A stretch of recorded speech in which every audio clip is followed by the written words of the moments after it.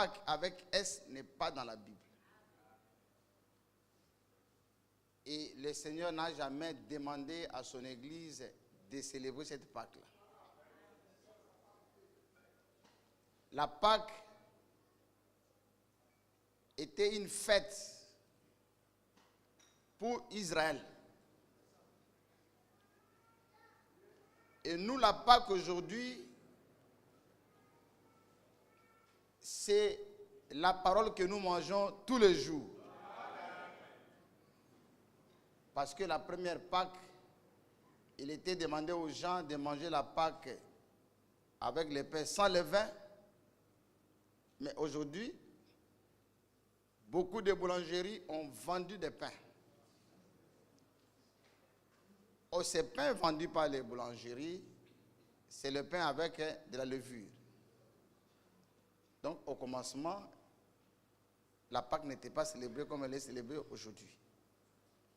C'est pourquoi Dieu nous a fait grâce pour que nous puissions avoir un moyen de communication.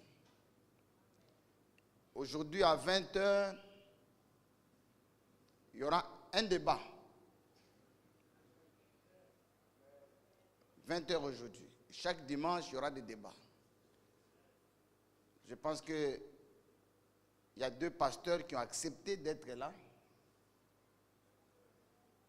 Que Dieu les bénisse. Parce que ce n'est pas un débat où nous venons chercher qui gagne.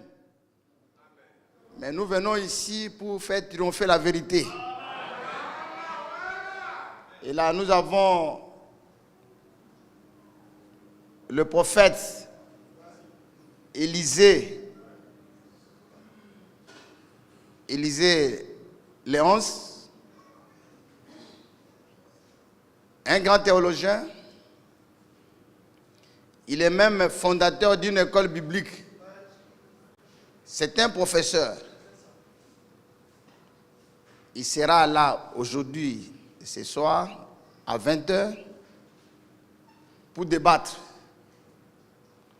Nous avons un autre pasteur qui a André Kwadja. Lui aussi, il a fait l'école théologique. Le premier, le prophète, lui, il a fait même une école canadienne.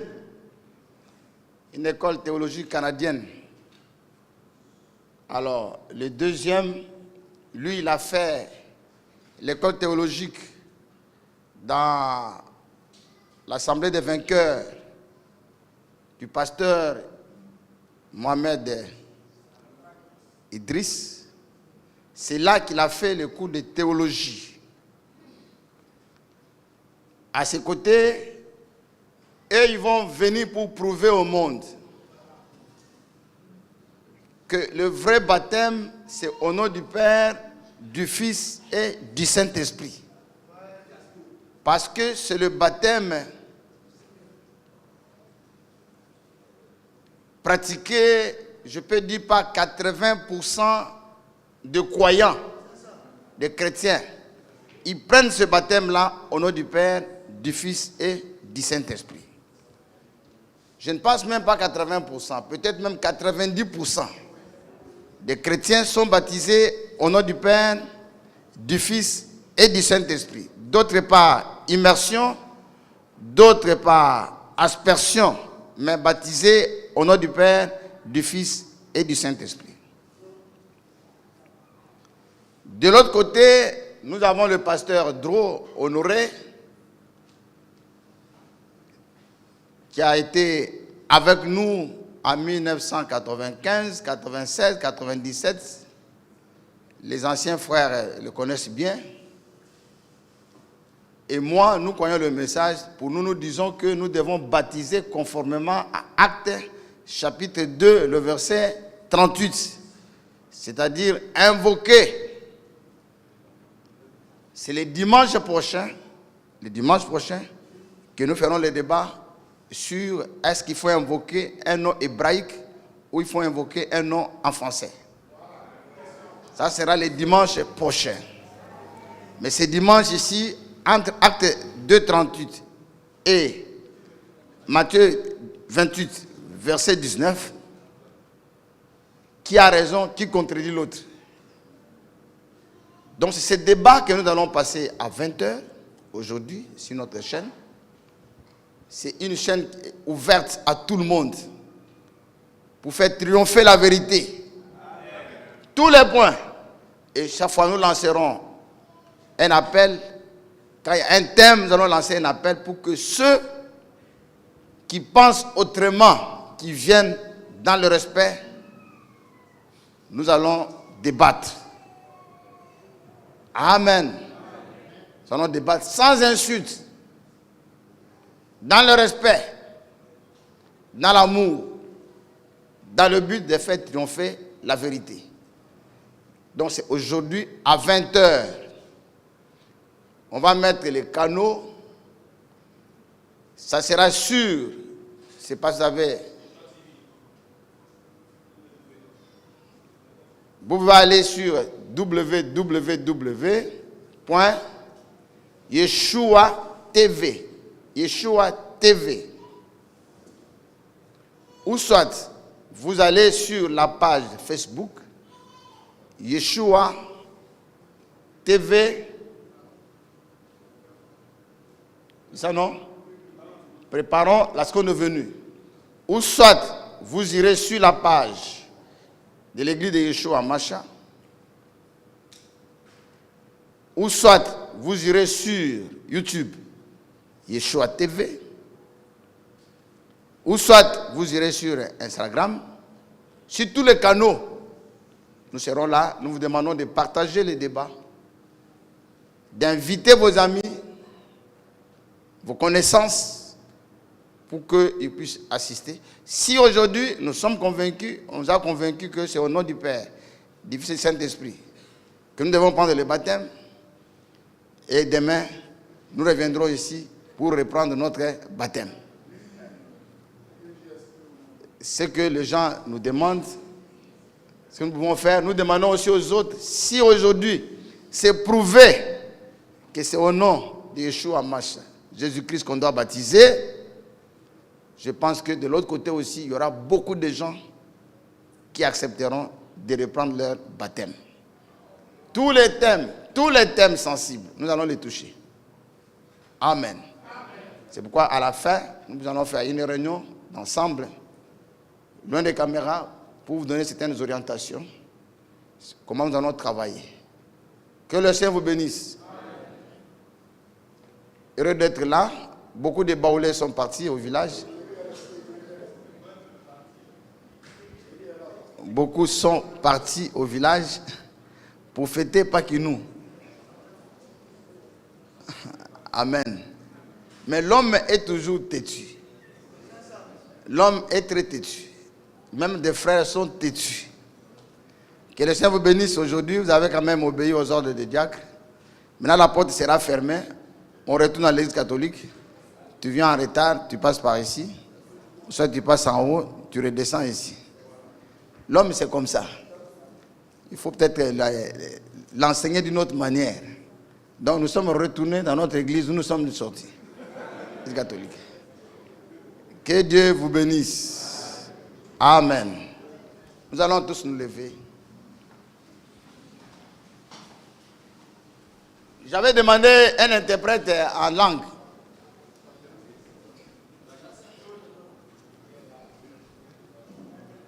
MBT.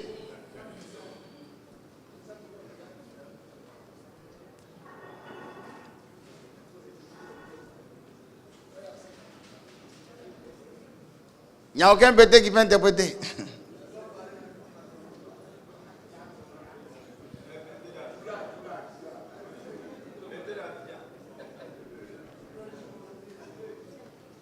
Ok.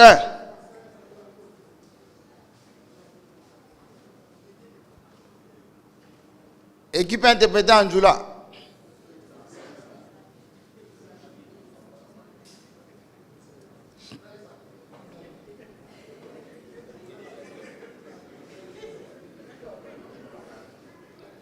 Bon, lisons l'écriture. Prochainement. 1 Corinthiens chapitre 6. verset 19 au verset 20. 1 Corinthiens 6, verset 19.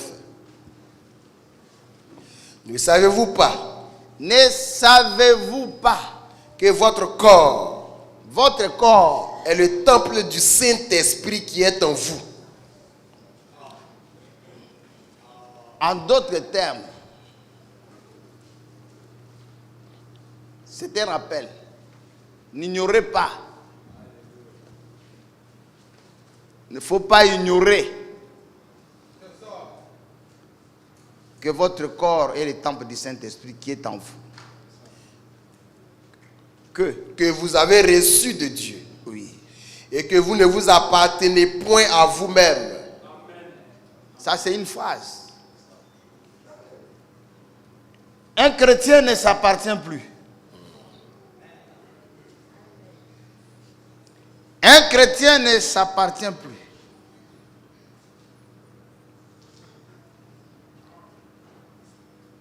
Enfin, laissez un peu de scénario ici, là. Si vous n'êtes pas professionnel, ne venez pas filmer ici. Que vous ne vous appartenez point À vous-même. à vous-même. Car vous avez été rachetés. Vous avez été rachetés À un grand prix. à un grand prix. Glorifiez donc Dieu dans votre corps. Glorifiez donc Dieu dans votre corps Et dans votre esprit. et dans votre esprit Qui appartiennent à Dieu. qui appartiennent à Dieu.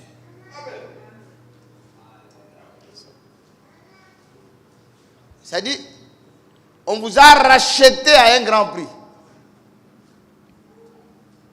C'est-à-dire, c'est lui qui vous a racheté à un grand prix parce que vous avez été racheté à un grand prix. Vous avez perdu le droit de vous appartenir. Maintenant, vous appartenez à quelqu'un d'autre. À cause du grand prix de votre rachat. À cause du grand prix de votre rachat. C'est-à-dire, vous étiez tellement dans l'abîme. Et la personne qui est venue vous faire sortir de là a payé un prix. Mais à cause du prix qu'il a payé, vous êtes devenu redevable à ce monsieur-là.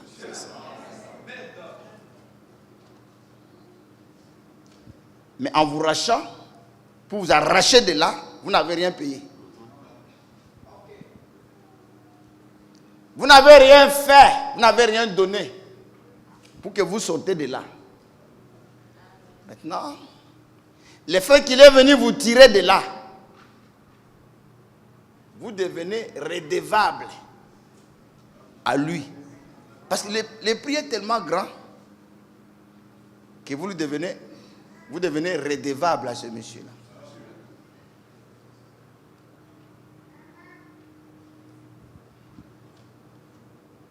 Glorifiez donc Dieu dans votre corps. Parce que le corps là, c'est un corps réel. C'est un corps qui devait aller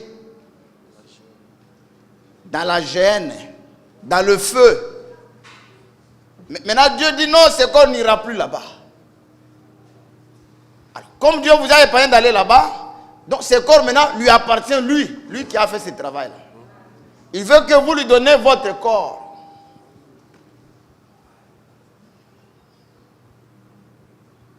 Oui, frère. Vous allez voir maintenant une autre écriture dans Romains chapitre 13, verset 8.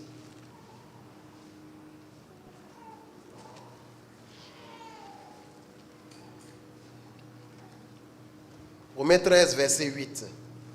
Ne devez rien à personne. Ne devez rien à personne. Si ce n'est de vous aimer. Si ce n'est de vous aimer. Les uns les autres. Les uns les autres. Car celui qui aime les autres. Celui qui aime les autres. A accompli la loi. A accompli la loi. Mais vous voyez ici. Chacun de nous a une dette. Nous devons nous libérer de nos dettes. Nous devons payer nos dettes. Mais il y a une dette qui est toujours là, une dette permanente. Oui. Il y a une dette permanente. Tu ne peux pas finir la dette là aujourd'hui. Tu vas payer aujourd'hui, demain la dette est toujours là. La dette est toujours là. Nous vivons avec une dette. C'est une dette d'amour.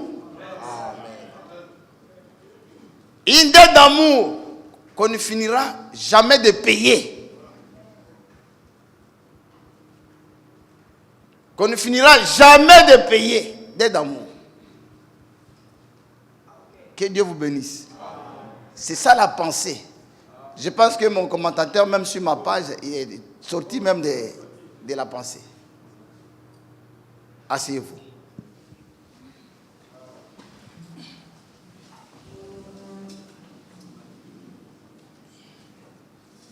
Avant de parler de la dette d'amour, parce que si nous comprenons les choses naturelles, il nous sera facile de comprendre les choses qui sont spirituelles. Si nous comprenons les choses naturelles. Avant de parler de la dette d'amour, parlons d'abord des dettes.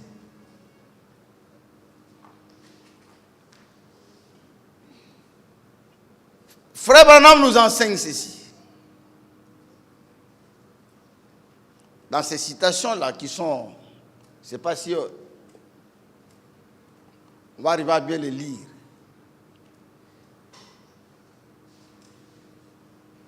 Dans cette compilation de citations, il dit ceci. Par ces écritures. Par ces écritures. Et ces citations du message. Et ces citations du message. Il nous est recommandé. Il nous est recommandé. Comme chrétiens vivant au temps de la restauration de toutes choses. Au temps de la restauration de toutes choses. Sous le ministère de Malachie 4. Oui. De vivre au-dessus du péché. C'est-à-dire nous devons vivre au-dessus du péché. Nous devons avoir une vie digne des enfants de Dieu. Nous devons avoir une vie d'obéissance à la parole de Dieu. Nous devons avoir une vie de sainteté.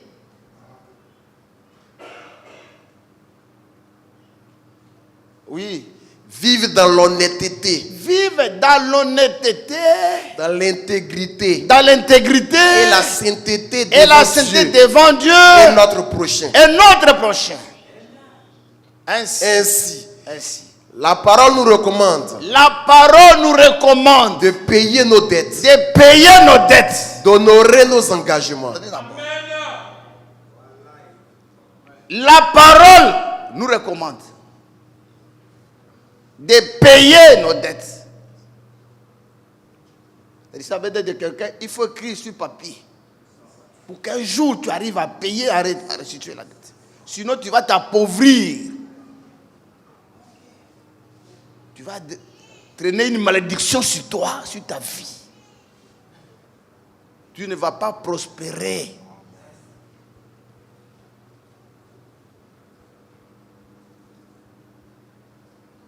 Tu ne pourras pas. Tu vas voir la vie effrénée, la vie ceci, parce que tu n'arrives pas. Tu as un mauvais cœur. Ton cœur n'est pas bon.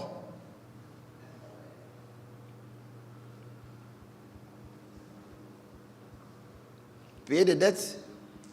Ensuite, d'honorer nos engagements. Honorer. Honorer. Viens écrire ici, frère. Payer les dettes. Honorer les engagements.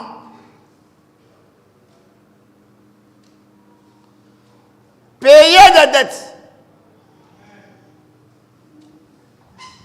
Honorer les engagements. Oui. Et d'honorer notre parole, c'est-à-dire nos d'honorer notre parole, notre promesse. Ne donnez jamais. Frère Madame me dit, même à un enfant, ne dis pas à un enfant que je vais t'acheter un bonbon alors que tu ne le fais pas, tu mens. Il ne faut pas faire ça. Parce que l'homme, c'est sa parole.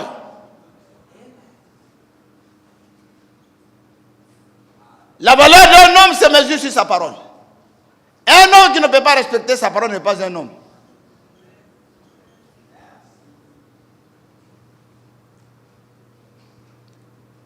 Honorer nos paroles. Honorer nos engagements.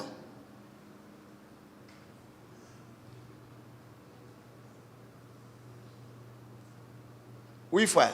Sachant que ces choses Ici déshonorent Dieu. Déshonore. Quand on ne le fait pas, ça déshonore Dieu. Dieu est déshonoré. Pourquoi? Parce que nous portons son nom. Et en portant son nom, nous devons avoir une vie digne de ce nom que nous portons.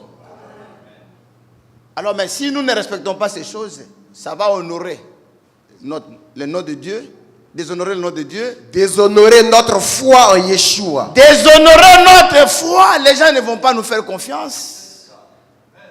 Détruire notre réputation. Et apporter la honte. Ça, ce sont des petites choses de la Bible, élémentaires de la Bible, que nous devons respecter. Avant de parler de la grande dette, parlons d'abord de dette au sens propre. D'honorer nos engagements, de payer nos dettes, d'honorer notre parole. Il faut honorer la parole. Il faut honorer la parole.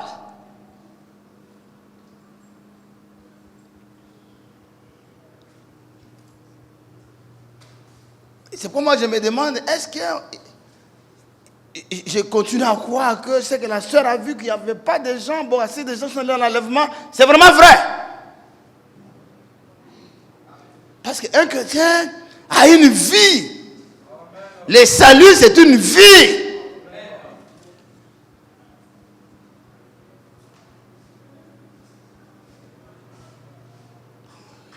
C'est une vie. Un homme n'est pas plus que sa parole. Un homme n'est pas plus que sa parole.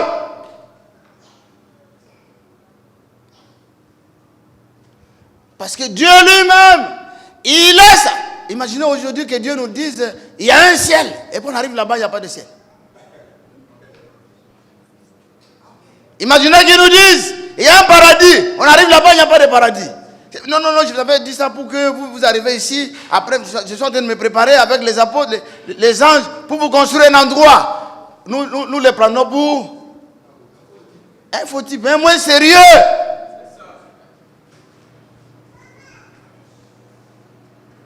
Nous les prenons pour un moins sérieux.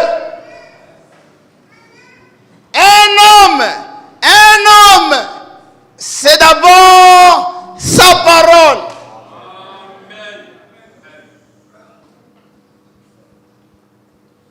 Et dans les stations, là, maintenant, vous dit, vous n'irez pas dans l'enlèvement en laissant vos dettes ici. Vous devez les payer. C'est tous les voleurs de dîmes. Vous ne deviendrez jamais riche en prenant les dîmes. Ça va vous appauvrir.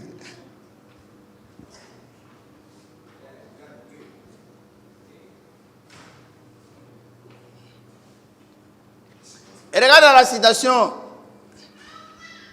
Pourquoi la religion de Jézabel? Non, regarde d'abord pourquoi les gens sont si ballottés. Le 1er janvier 1956, paragraphe 21. Des choses simples. La vie, ce sont des petites choses là. Qu'on néglige, qui font la vie d'un homme.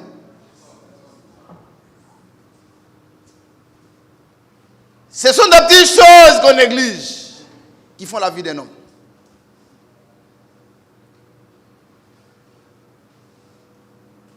Font la vie d'un homme. C'est pourquoi Dieu donne le message, a donné ce message à un homme simple, avec une vie simple, avec un langage simple, pour que vous arrivez à comprendre facilement aussi. Paragraphe 21. Paragraphe 21.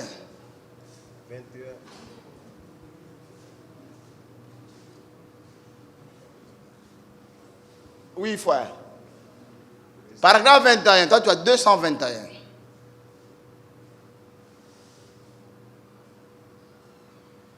Paragraphe 21, tu as 221, frère.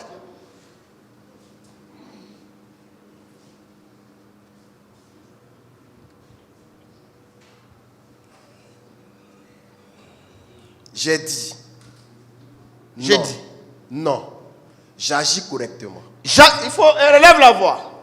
J'ai dit. Non. J'agis correctement. Je tiens ma promesse. Voyez-vous. Je lui ai dit. Ma promesse. Peu importe ce que c'est. Si un homme n'a pas de parole, vous ne pouvez pas lui faire confiance. Ne faites pas confiance à un tel homme. Parce qu'il ne vaut rien. Il ne vaut rien. Dites amen. Amen. Il n'est même pas dit d'être respecté.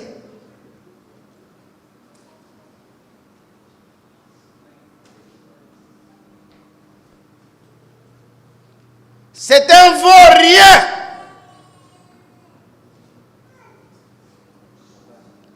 Et surtout s'il prend à la légère les engagements sacrés. Ne le respectez pas, il ne vaut rien. Comme j'étais au bureau ici avec des frères avant la dédicace. On dit on va lancer la dédicace le 28. Des frères ont pris des engagements et puis ils ont fui. Chose grave, ils ne sont même pas venus s'excuser. J'ai dit, mais de telles personnes, pourquoi les appeler dans une réunion pour leur parler? Ils sont moins sérieux.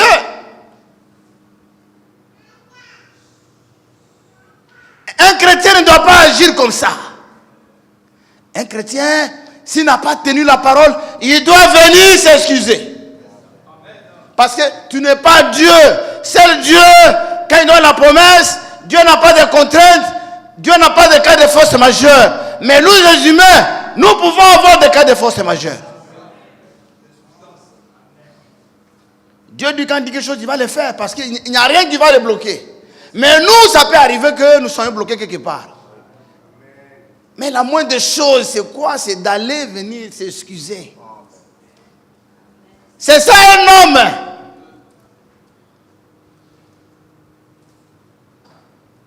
Oui, frère. Ainsi, il y a une chose qu'une personne doit toujours être. Il y a une chose qu'une personne doit toujours être. C'est d'être honnête. C'est d'être honnête. Dites les choses. Dites les choses. De telle manière que vous puissiez les répéter 1 million de fois. Si tu dis la vérité, tu vas répéter ça plusieurs fois. Plusieurs fois tu vas répéter ça. Mais si tu as un mensonge, tu seras obligé tout le temps de réfléchir. Comment contrecarrer? Comment couvrir ça pour que tu avances?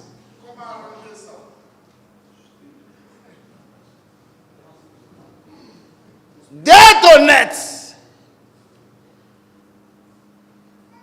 Sinon, nous allons remplir l'église.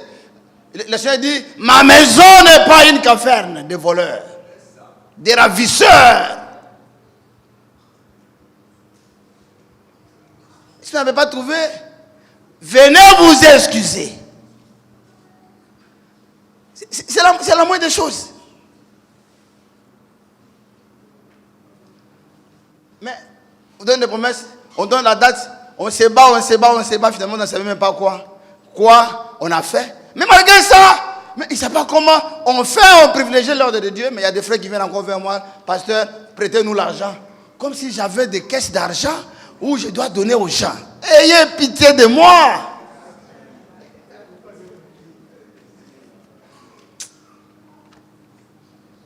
Si tu n'as pas donné, ils te prennent pour un méchant.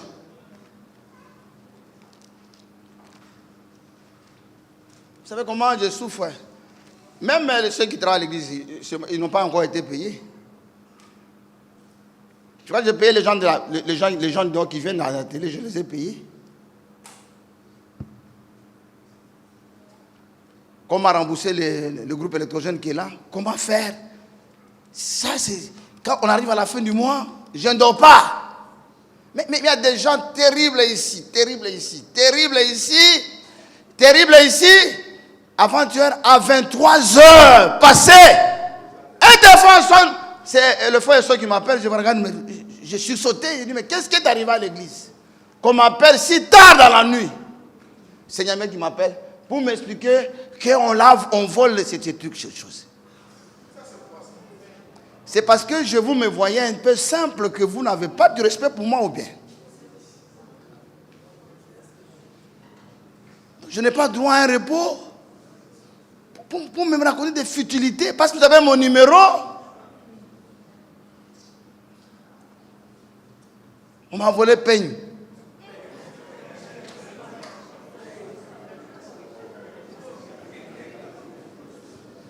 Mais vous devez comprendre quelle est la charge que j'ai.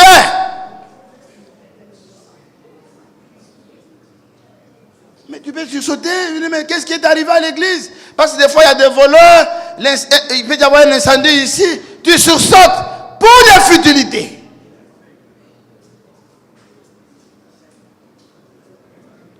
Maintenant, quand un pasteur va faire pour passer vers moi, passer par moi, il faut passer par un secrétariat. Ah, et voilà ce qu'il est devenu.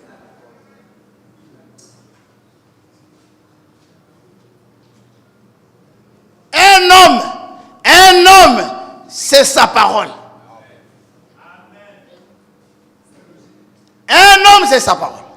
C'est pourquoi, frère, il y a des gens qui ne méritent pas d'être respectés. Ils ne vont rien.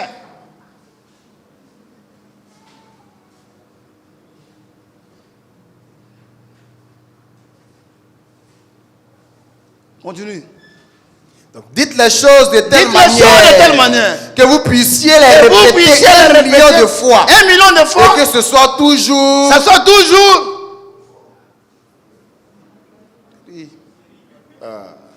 Et que ce soit toujours la même chose. La même chose. Vous voyez. Soyez honnête. Soyez honnête. Peu importe que ce soit mauvais. Ça soit mauvais. Ou que ce soit bon. Ça soit bon. Soyez honnête. Soyez honnête. Et si c'est contre vous. Et si c'est contre vous. Quand même. Dites que. Et taisez-vous et ne dites pas. Même s'il arrivait que moi, je sois prédicateur et que je n'arrive pas à vivre quelque chose, ce n'est pas parce que je ne vis pas la chose que je ne prêcherai pas la chose. Je veux prêcher sur ça. Parce qu'en prêchant sur ça, Dieu me donnera la puissance pour me délivrer de la chose. Mais je ne prendrai jamais le mal pour me justifier avec la parole de Dieu. Et ça a été ça toujours mon combat avec les gens qui me prennent de mauvaises intentions, qui disent que moi je suis contre la polygamie, ainsi de suite, que je n'aime pas ça, je condamne ça, parce que eux n'ont pas une bonne vie. Ma mère là, aucune femme qui dira que je suis sauté avec elle.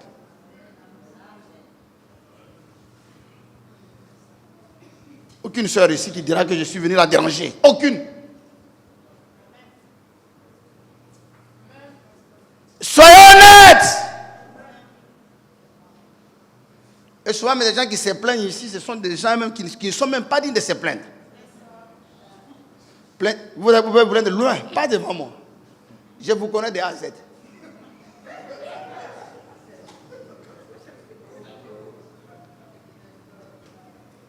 Ici, nous sommes là. C'est un laboratoire pour préparer les gens qui vont aller au ciel. Pour aller au ciel, il faut du sérieux.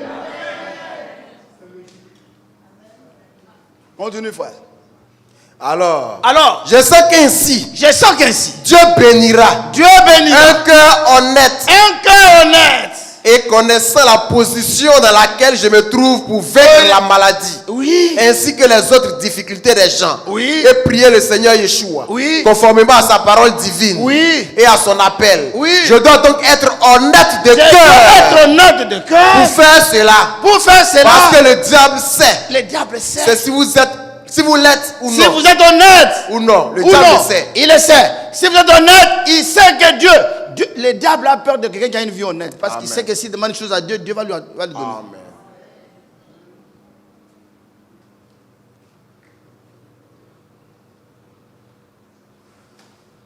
Ah, William. Un véritable prophète. C'est lui que le jeune là rejette. Publiquement. Et nous allons le dévoiler Et les gens comprendront que les enseignements qu'il a ne viennent pas de lui. Ils comprendront que les enseignements qu'il a ne viennent pas de lui.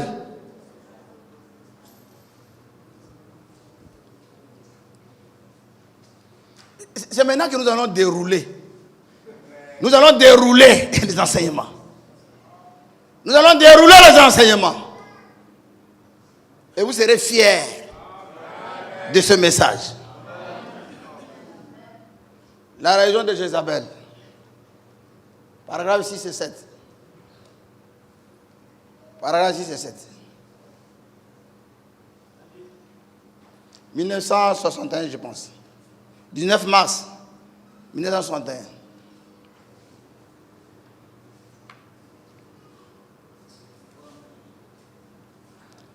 Oh, Yahweh.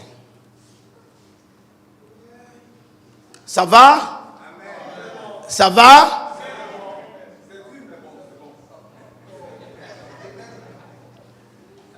Paragraphe 6 et 7.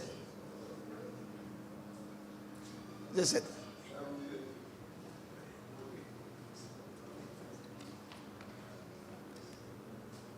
C'est 7. Il y a un pasteur qui allait prêcher à l'intérieur que un serviteur ne donne pas la dîme et les offrandes. Mais lui-même, il prêche sur la dîme. Il y a des courageux. Il y a des courageux. Mais tu vas prêcher. On m'a dit aussi ici, il y a des gens qui n'ont jamais donné offrande. Oui, on m'a dit ça. Comme je quitte un peu tôt là, je ne les vois pas. Vous les connaissez? Si vous les connaissez, envoyez-moi leur nom. Un jour, je vais les publier ici.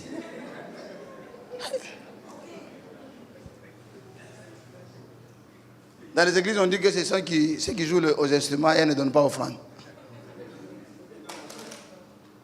Ils sont arrivés. Même Yeshua a payé les tribus. Paragraphe 6. Et maintenant, j'aimerais remercier l'armée. L'armée des États-Unis. Oui. Pour nous avoir permis d'obtenir cet édifice. Pour nous y abriter et tenir ces réunions. Et c'est là. Alors, paragraphe 4. C'est la même version. Oui. 4. Je suis très reconnaissant à Dieu et à vous pour ceci. Et c'est ça? Paragraphe 6. Et maintenant? C'est ça. Et maintenant, j'aimerais remercier l'armée des États-Unis pour avoir permis d'obtenir cet édifice, pour nous y abriter et tenir ces réunions. Je les remercie vraiment et de tout mon cœur. Et si je comprends bien, rapidement alors. Frère Sullivan a dit, vous serez payés comme il faut. Jusqu'à présent, il ne nous est jamais arrivé de quitter une ville avec une dette d'un seul centime, sans que tout ait été réglé. Nous ne croyons pas qu'ils doivent en être autrement. Ne devez rien à personne. Oui. Vous devez être honnête. Vous devez être honnête. Et digne de confiance. Et si vous avez une dette de quelqu'un, allez le voir. Et dites-lui que vous avez sa dette. Vous avez sa dette. Mais qu'il vous accorde tout simplement un peu de temps. Et vous payerez cela. Dites Amen. Et il dit, c'est un bon signe du christianisme. C'est un bon signe du christianisme. Être honnête et juste. C'est ça le signe du christianisme. C'est un bon signe que tu es un chrétien. Mais toi, au contraire, tu fais ça pour qu'ils ne se souviennent même pas.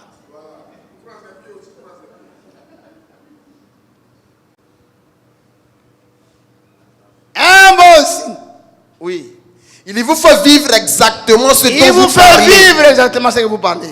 Si vous ne vivez pas cela vous-même, comment pouvez-vous vous attendre à ce que quelqu'un d'autre la vive? Voyez, ainsi, vous êtes des épîtres écrites, lues de tous les hommes.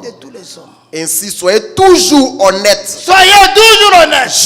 Juste et véridique. Dites la vérité. Peu importe combien ça fait mal. Dites la vérité de toute façon. En effet, Cela vous permettra de vivre toujours la même chose, la même manière, à chaque fois. Mais si vous dites un mensonge, il se peut que vous fassiez un détour d'un million de miles. Mais il vous faudra revenir à ce mensonge une autre fois. Et vous aurez vraiment fait une chose horrible. Soyez simplement honnête. C'est pour là été dit.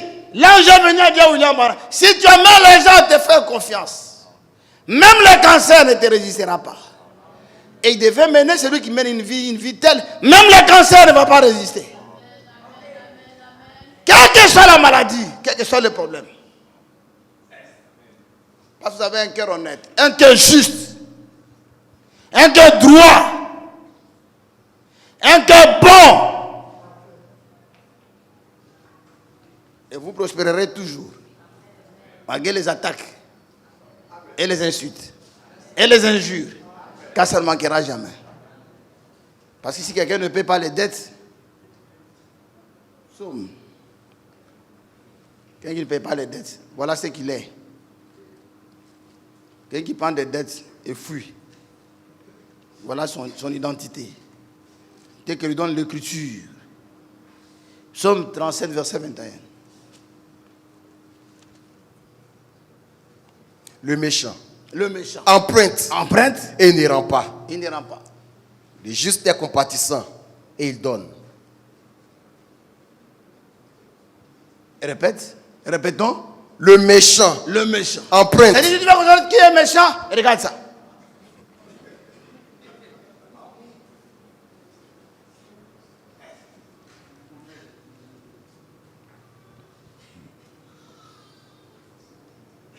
Le méchant emprunte et il n'y rend pas. Il n'a pas de pitié.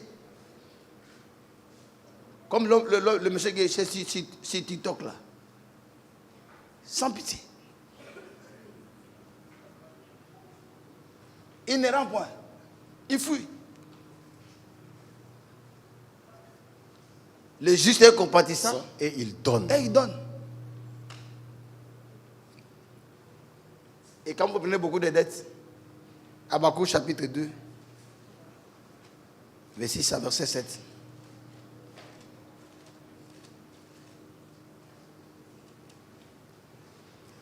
Ne sera-t-il pas pour tous un sujet de sarcasme? Habakkuk 2. 2. Oui. Tes créanciers ne se lèveront-ils pas soudain? Comment c'est le verset 6 là? Ne sera-t-il pas pour tous un sujet de sarcasme, oui, de raillerie et d'énigme? On dira, malheur à celui qui accumule ce qui n'est pas à lui. Malheur à celui qui accumule ce qui n'est pas à lui. Jusqu'à quand? Jusqu'à quand? Malheur à celui qui augmente le fardeau de ses dettes. Qui augmente le fardeau de ses dettes. Tes créanciers ne se lèveront-ils pas soudain? Un jour ils vont se lever. C'est ça. Parce que tu as pris ici. Tu as pris ici pour payer ici. Tu as pris là pour payer ici. Tu as pris là pour payer ici. Tu as pris là pour payer. Un jour, Dieu va les prendre tous. Pour qu'ils viennent demander au même moment.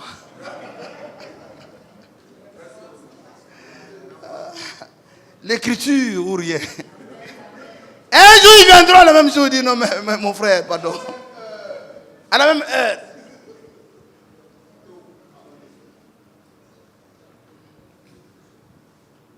Que Yahweh vous bénisse. Avez-vous aimé l'exhortation?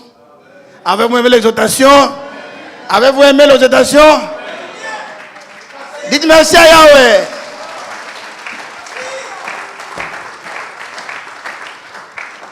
Allons-y maintenant. Le salut est la dette d'amour. On aime. Le frère Somme dit que j'aime ma femme avec mon âme. Mais si tu as donné ton âme, frère. Et Yahweh.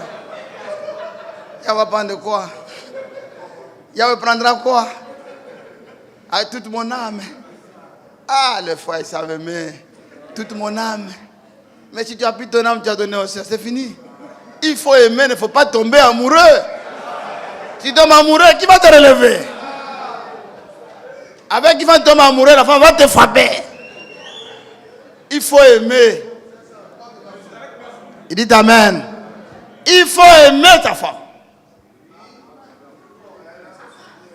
Il faut aimer. La rendre belle. Il y a des frères qui ont pris des femmes ici, qui les ont rendues vieilles femmes ici. C'est méchant ça. La femme, c'est la gloire.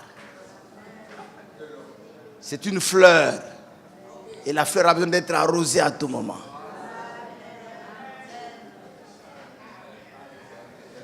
Il faut l'arroser chaque jour. Prendre soin.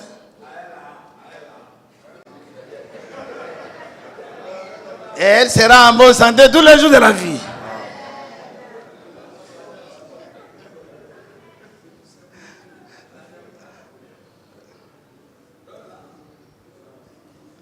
Il y a des palabres et des paroles qui peuvent finir avec un peu de moyens.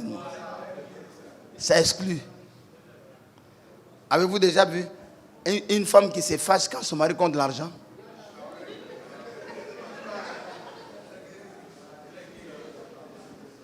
Là, elle dit, chérie, tu m'as appelé?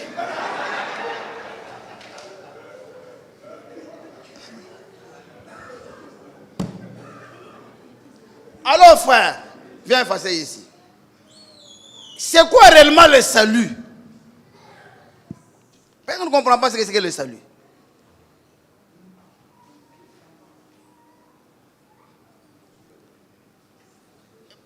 Le salut, regardez cette définition-là. Le salut, c'est être sauvé de quelque chose. Virgule. Être sauvé de quelque chose. Mets la virgule là.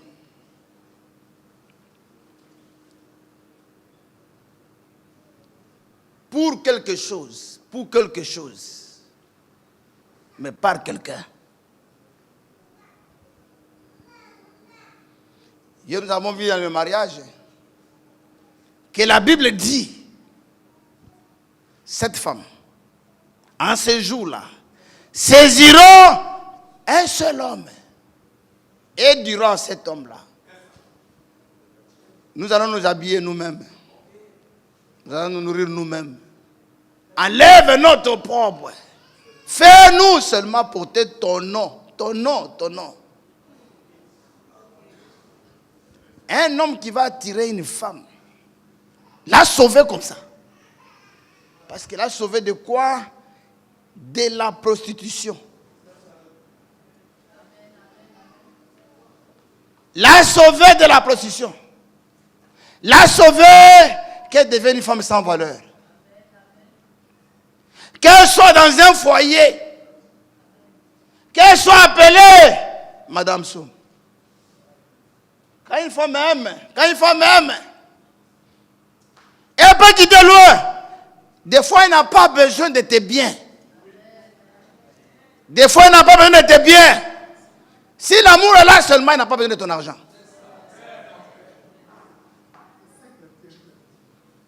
Au bureau, j'ai vu une soeur qui est là. Une soeur bêtée. Dicia, lève-toi, soeur. Elle est benguiste. Elle est benguiste. Elle vit à Londres. Elle vit à Londres.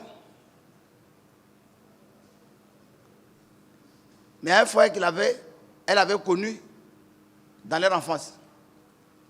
C'est des voisins. Vous savez le frère? C'est Yombi. C'est ça, non?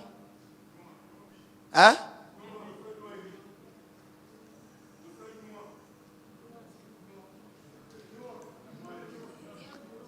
C'est un gros. Eric. Je ne sais pas prononcer ça. Je ne peux pas. Je ne peux pas. Je ne peux pas prononcer ça. De la même manière, vous avez des problèmes pour prononcer nos noms. Nous aussi, on a des problèmes pour prononcer vos noms. Même dans la Bible, il y avait des gens pour prononcer les noms, c'était difficile. Mais Eric, là, il habite à Sigoji ici. À Makori, pas à Sigoji. Mais c'est là, elle a quitté Londres.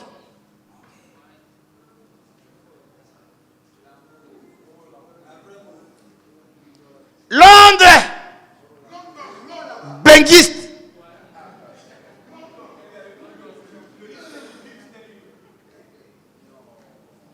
pour venir chercher Eric.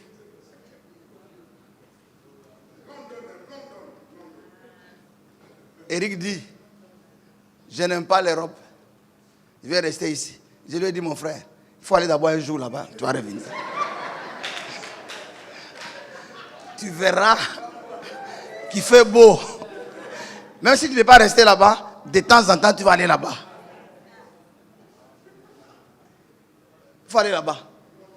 Ancien est en train de se préparer pour aller là-bas. Il faut prier pour lui. D'après les temps, il va partir. Amen. Dans le groupe de pasteurs ivoiriens, le gouvernement envoie des pasteurs ivoiriens en Autriche, en Turquie. Il est ivoirien, des pères et des mères. Donc il va aller. C'est un peu d'argent seulement. Si vous donnez cet argent-là, on lui donne, d'ici un mois, il est parti. Il va aller voir Éphèse, Smyrne, et il reviendra avec ses lunettes. Ça sera ancien. Que Dieu le bénisse.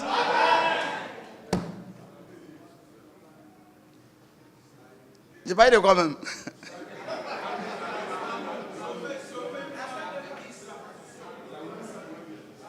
Alors, donc, vous voyez que la soeur, là, elle est venue. Ils sont connus il y a longtemps. Qu'est-ce qu'il y a? Parce que si elle n'a pas un homme, elle n'a pas de valeur. Parce que la Bible dit, l'homme n'a pas été créé à cause de la femme. Mais la femme a été créée à cause de l'homme. Alors, une femme, le fait seulement de porter le nom. De porter seulement le nom. Et de sortir là même à la télévision. Et dire non, Madame Loué, Nadine Loué. C'est plus que des milliards. Parce qu'il n'y a pas ça, tu diras seulement je m'appelle Nadine. Ça n'a aucune valeur. Parce qu'il y a un nom. Dites Amen. Parce qu'il y a un nom. C'est ça sauver de quelque chose. Oh Yahweh. Quand la parole devient comme ça, tu sens comme si c'était ballon en train de jouer. Tu es content parce que c'est la parole de Dieu. Dites Amen. C'est pourquoi Yeshua, quand il a trouvé un jour, Marc chapitre 5, et verset 27. Verset 27. Marc 5, verset 27. Oh. Ayant entendu parler de Yeshua, elle fait dans la foule. Vous devez entendre parler de lui. Il faut écouter son discours. Même à la maison. Vous êtes malade, lisez la Bible. Amen. Écoutez la Bible. Amen. Écoutez le témoignage. Elle avait entendu parler de lui. Qui faisait quoi? Il guérissait les malades. Il faisait marcher les paralytiques. Il ouvrait les yeux des aveugles. Il ouvrait les oreilles des sourds. Elle a entendu parler. Elle avait fait 12 ans de souffrance. Amen. Frère, ce n'est pas tout problème qui est réglé par une simple prière. Tous les problèmes ne sont pas résolus du tic au tac. Tous les problèmes de la vie ne sont pas résolus du tic au tac. Et même Yeshua dit, cette sorte de démons ne sortent jamais. Sortent que par la prière et le jeûne. Cette sorte de démons, il y a des problèmes qui sont différents. Il y a des problèmes qui ont perduré. C'est pourquoi à la fin du culte, j'aurai besoin des gens avec qui nous allons travailler. Pour faire une chaîne de prière. Une chaîne de prière. Pour résoudre des cas difficiles. Même à l'hôpital. Une jeune fille qui vient de se marier, qui n'a pas d'enfant, et une femme qui a déjà 35 ans, 36 ans, ils n'ont pas le même cas de stérilité. Il y a des cas qui sont difficiles, qui demandent des spécialistes, qui demandent des personnes engagées, des personnes, même les prières aussi changent. Il y a des cas qui sont difficiles, ça demande assez de prières. Elle a fait 12 ans Avec quoi? Et ayant entendu parler de Yeshua. Ayant entendu parler de Yeshua. Elle vint dans la foule par derrière. Elle vint par derrière. Et toucha son vêtement. Elle toucha son vêtement. Car elle disait. Si je puis seulement toucher ses vêtements. Je peux vous dire aussi, tout celui qui a un problème, il peut aussi dire, si je peux seulement toucher son vêtement. Amen. Et aujourd'hui, il n'est pas physique. On ne veut pas le physiquement. Mais je te dis, si tu peux aussi prier, tu auras le même résultat. Amen. Car il n'a pas changé. Amen. Il demeure le même hier, aujourd'hui, éternellement. Amen. Dites amen. Amen. Quelle que soit la maladie, ne perdez jamais la foi. C'est ça. Elle est restée là. 12 ans de souffrance. Si je puis seulement toucher ses vêtements, son vêtement, je serai guéri. Je serai guéri. Au même instant, la paix de sang s'arrêta. Oui. Et elle sentit dans son corps qu'elle était guérie de son mal. Ah. Amen. Yeshua connut aussitôt. Oui. En lui-même, qu'une force était sortie de lui. Et se retournant au milieu de la foule, il dit, qui a touché mes vêtements? Qui a touché mes vêtements? Ses disciples lui disent, tu vois la foule qui te presse, et tu dis, qui m'a touché? Il regardait autour de lui pour voir celle qui avait fait cela, la femme, effrayée, tremblante. Sachant ce qui s'était passé en elle, vint se jeter à ses pieds et lui dit toute la vérité. Mais Yeshua lui dit, ma fille, ta foi t'a sauvé. Va en paix. La foi t'a sauvé. La foi t'a sauvé. La foi te sauve.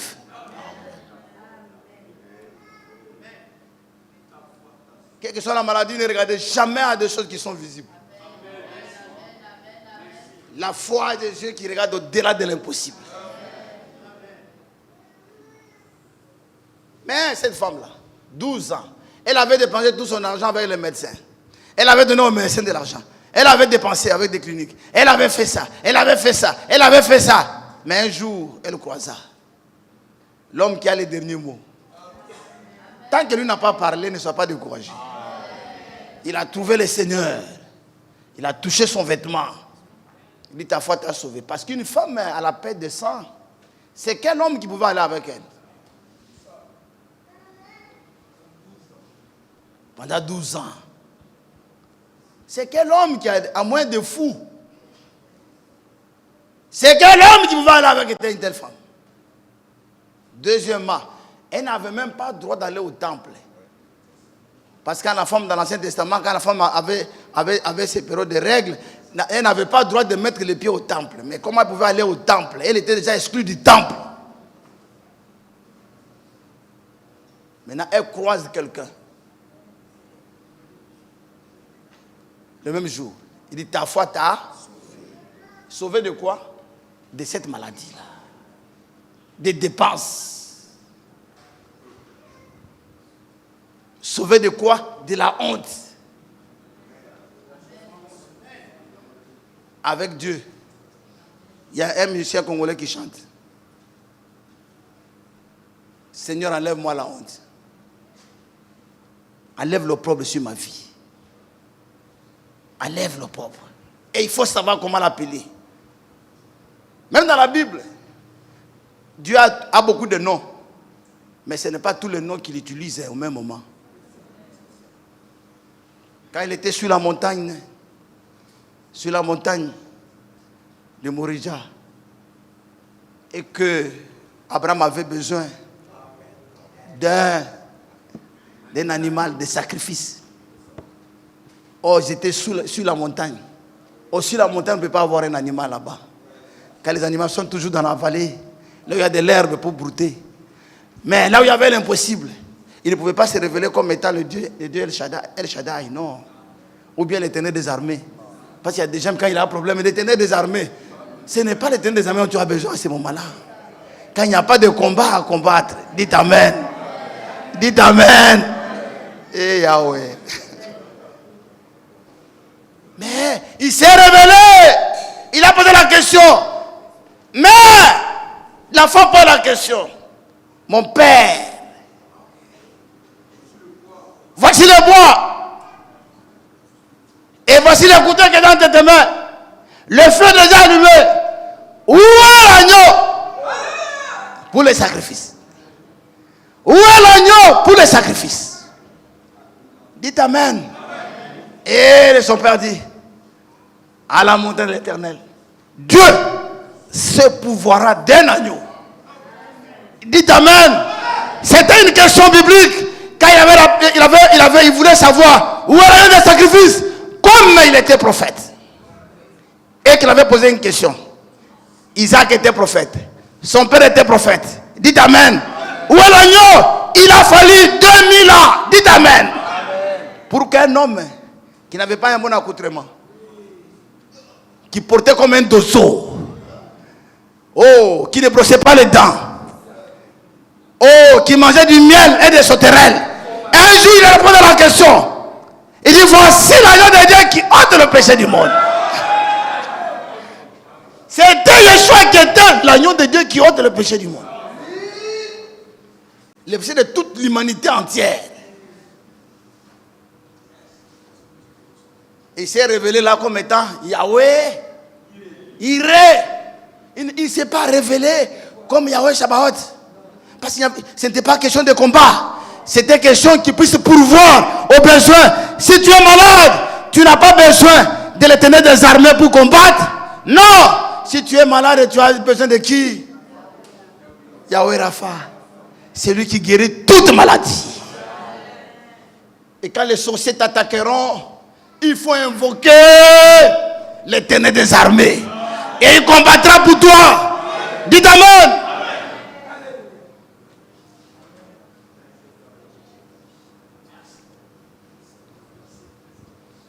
Il a guéri. Il a sauvé. Il a délivré. Mais quand on te sauve de là, une telle femme, elle devenait redevable au Seigneur. Redevable. Parce que, mais ce monsieur qui a fait ça pour moi, mais c'est pas possible. Je dois l'aimer. C'est-à-dire, on te sauve, on te donne la dette. Tu as une dette que tu ne peux pas payer avec de l'argent. Parce que tu n'en as même pas. Dieu fait des choses qui dépassent ton entendement. Tu ne peux pas payer. Mais tu restes avec une dette de reconnaissance. L'obéissance à ces messieurs-là. La sainteté à ces messieurs-là. Les servir.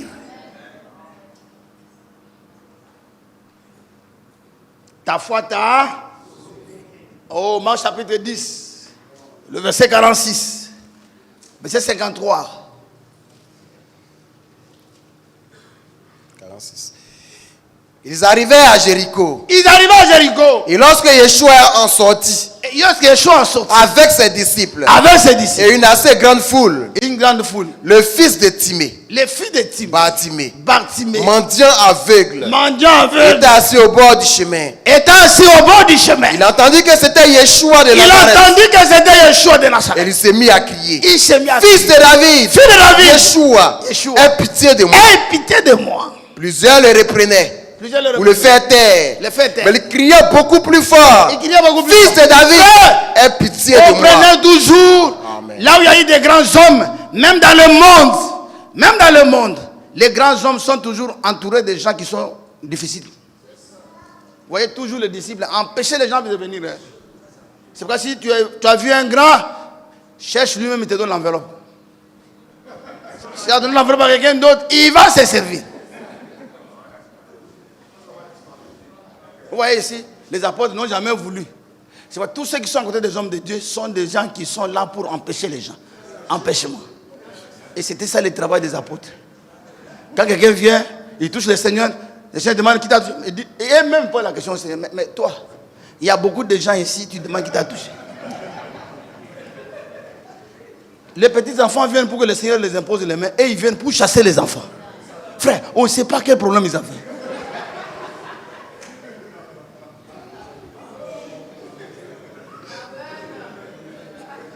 Tous ceux qui sont tout autour des hommes de Dieu, là, il faut faire beaucoup attention avec eux. Empêchement.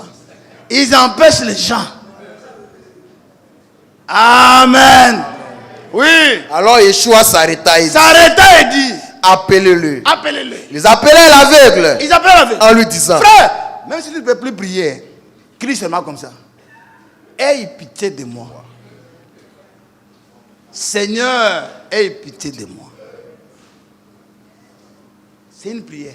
C'est-à-dire quand on dit « Aie pitié de moi », la Bible dit « Le Saint-Esprit prie pour nous de la bonne manière ».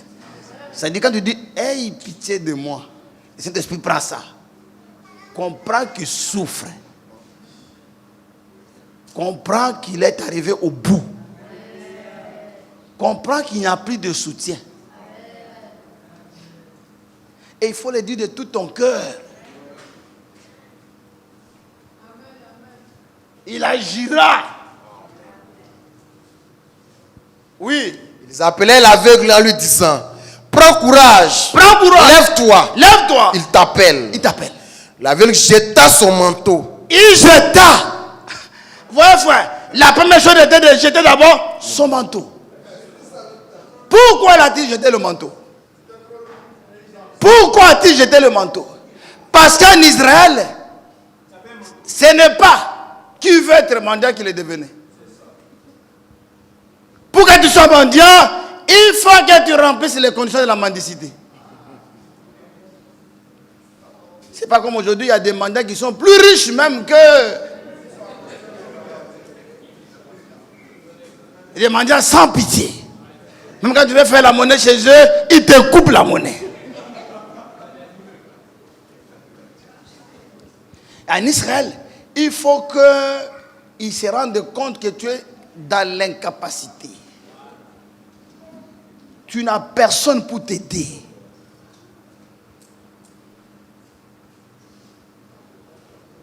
Oh, dans les pays développés, là où il y a les services de sécurité sociale, eux, ils sont bien. Aux États-Unis, un jour, ils sont venus, ils ont trouvé une dame qui souffrait beaucoup. On lui a posé la question. Mais pourquoi tu souffres? N'as-tu pas d'enfant? Il dit, j'ai un enfant. J'ai un enfant. Mais pourquoi ton enfant ne peut pas te prendre en charge? Chaque enfant a une dette à l'égard de son père. Dette à l'égard de ses parents. Si vous honorez vos parents, vous aurez longue vie sur la terre. Il dit, mais ton enfant est là. Il dit, il est allé en Inde. Et depuis qu'il est allé, est-ce qu'il m'envoie de l'argent? Non. Il ne m'envoie pas de l'argent. Mais je connais mon fils. Je sais que le jour que Dieu le bénira, il n'oubliera pas sa mère. Mais présentement, il n'a pas de moyens. Est-ce qu'il t'écrit quand même? Il dit chaque mois, il m'envoie des cartes postales. Il m'envoie des cartes postales. Mais où sont ces cartes postales? Il est allé tirer son sac. Il dit, voilà mes cartes postales. Les gens ont dit, mais ça, c'est l'argent. Car elle était habituée seulement à connaître les dollars. Elle ne savait pas qu'en dehors des dollars, il y avait une autre monnaie. Maintenant, elle pensait que la monnaie étrangère, c'était des cartes postales. Frère, ils se sont rendus compte qu'elle avait une grande richesse. Mais elle ne savait pas qu'elle était riche. Et William Branham dit, il y a beaucoup d'enfants de Dieu qui souffrent, ne sachant pas qu'ils sont riches. Que Dieu a donné un chéquier à chaque croyant pour qu'il arrive à remplir et que tout ce qu'il demandera au nom du Seigneur lui sera donné. Dites Amen. Il faut avoir la foi. Et il dit demander à Dieu de grandes choses. C'est pas comme les anciennes personnes. Je connais au Congo là-bas, il y avait l'antenne à placer quelque part, une tour très élevée. Il y a quelqu'un qui a réussi à aller jusque là. Mais quand tu lui demandes, tu veux quoi? Il dit une télévision. C'est des grands. Au lieu de demander une maison, télé.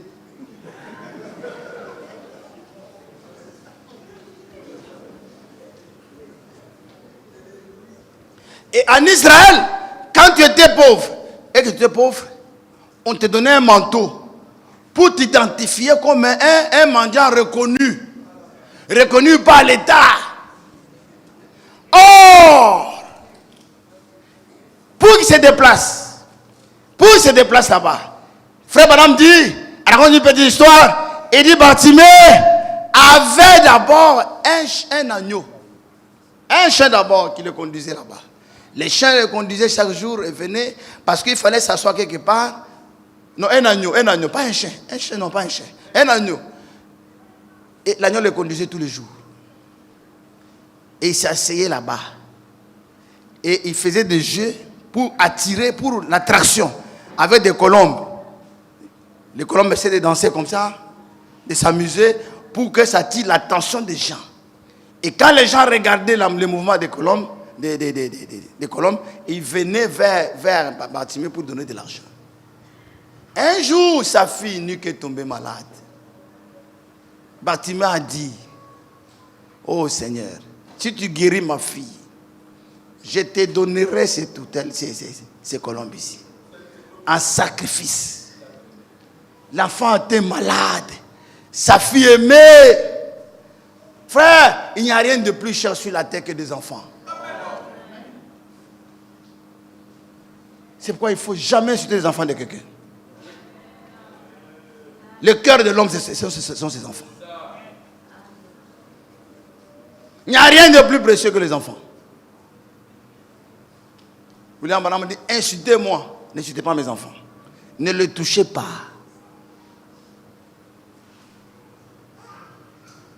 Il a dit, bon, prenez le sacrifice. Il a donné le sacrifice. Il est resté avec l'agneau. Un jour encore, l'enfant est tombé malade. Il dit, oh Yahweh, guéris mon enfant. Que ferai-je? Prends mon agneau ici. Je vais me débrouiller pour aller seul au travail. Maintenant, il avait un agneau, d'abord l'agneau sans les pigeons. Un jour, ni les pigeons, ni la colombe. Un jour, là où il était assis, il a entendu un bruit. Il y a toujours un jour qui viendra.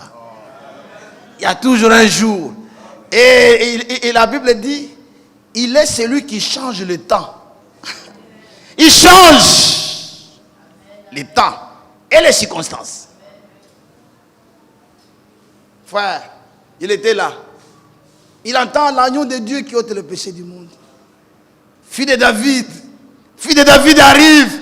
Dès qu'il a entendu qu'il était là, la première chose à faire, il fallait marquer un acte de foi. C'était d'abord d'enlever le manteau et jeter.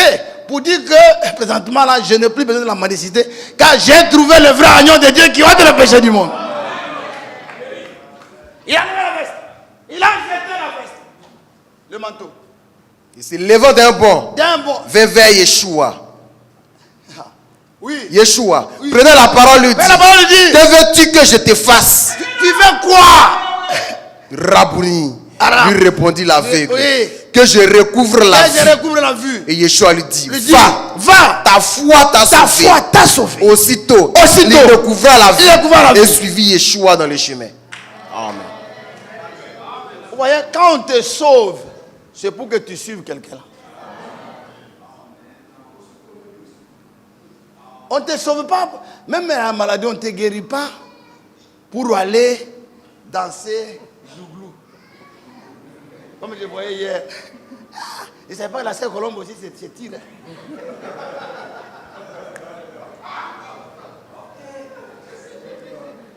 Non, elle s'est bien tirée.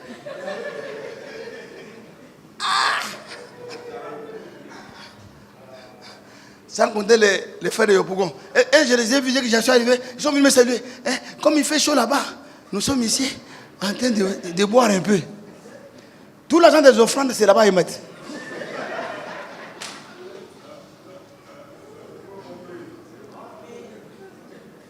Ah, hier, les gens ont dansé. Les gens ont dansé. Les sœurs et les frères dansaient. Il n'y a rien dans le monde qu'ils ont oublié.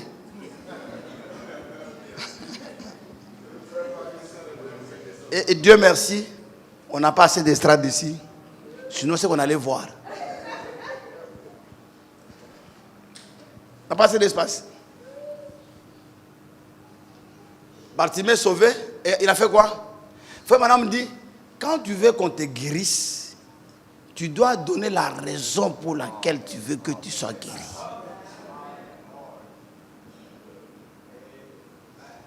Donc, c'est lui qui est sauvé. Le salut nous rend redevables.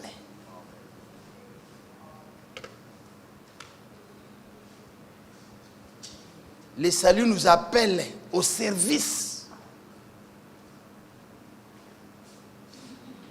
Nous sommes sauvés pour servir Dieu. Le salut produit une responsabilité. Il n'y a pas quelqu'un qui est sauvé qui manque un engagement.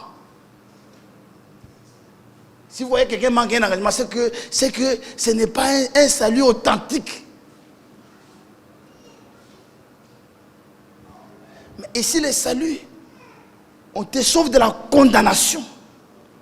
Beaucoup pensent qu'on les a sauvés pour les protéger contre les sorciers, pour les donner des bénédictions, pour les donner ceci. Non! Dieu vous a sauvés pour que vous les servez.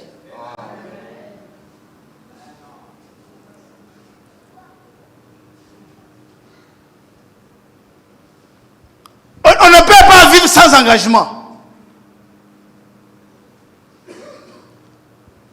La femme a été mariée pour faire quoi? Pour servir son mari. Il y a des hommes aussi, ils demandent un mariage ici, ils demandent un mariage ici, ils demandent un mariage ici. Tout le monde refuse. Un jour, tu racontes une dame qui va te dire oui. Sois reconnaissant.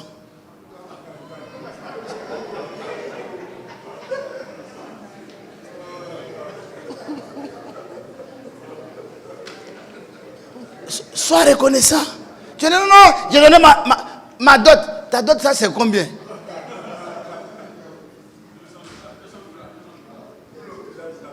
Hein? Sois reconnaissant. Tu sais combien tu as demandé la main? Qui t'ont refusé.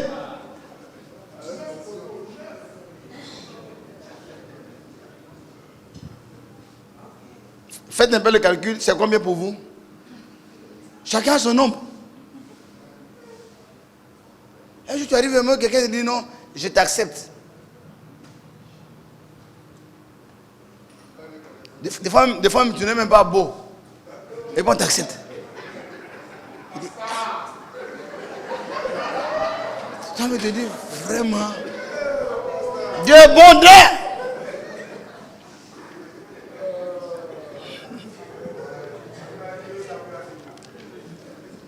Sois reconnaissant. Sois reconnaissant.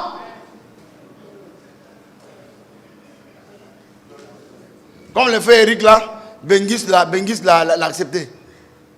Mais sois reconnaissant. Parce qu'il y a des gens qui cherchent ça. Il y en a beaucoup qui cherchent ça. Pour traverser l'eau.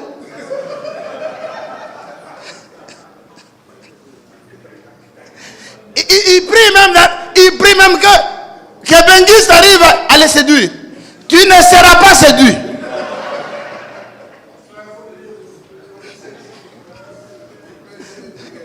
Il n'y a que des soeurs de l'intérieur qui vont te séduire.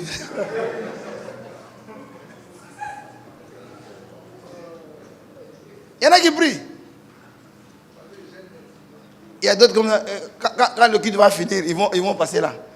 Ah, je suis pas aussi marié, s'il y a quelqu'un là-bas aussi, tu peux.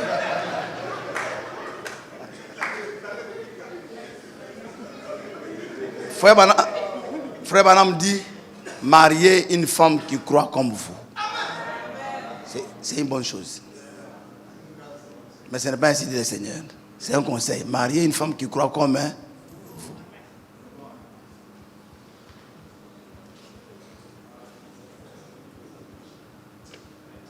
Sauvé par grâce.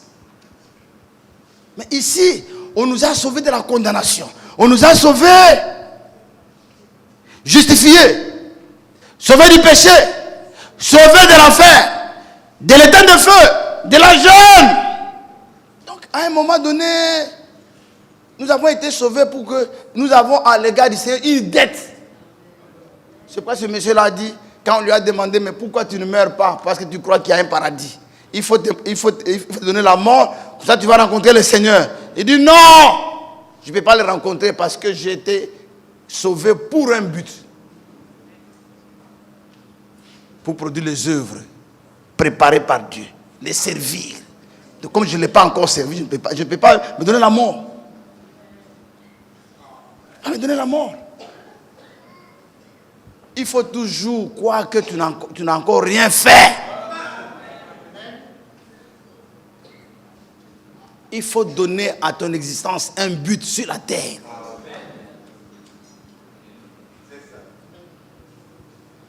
Les services, ça paye. Les services, ça paye.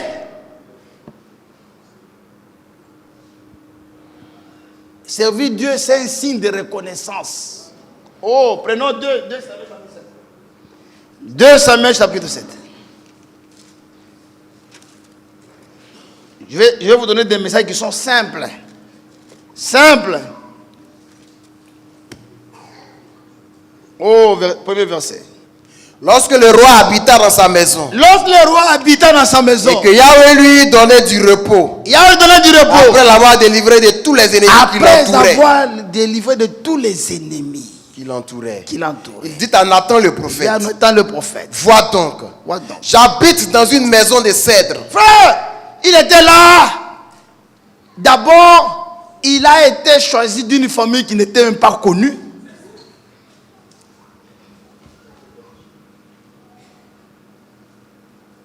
En Israël. Il n'était pas le fils aîné. Dieu vient, il est choisi. Frère, toute grâce, tout don parfait ne vient que de Yahweh. Amen. Si vous voyez que dans la vie, même si vous arrivez à travailler, ne pensez pas parce que tu es grand plus que les autres.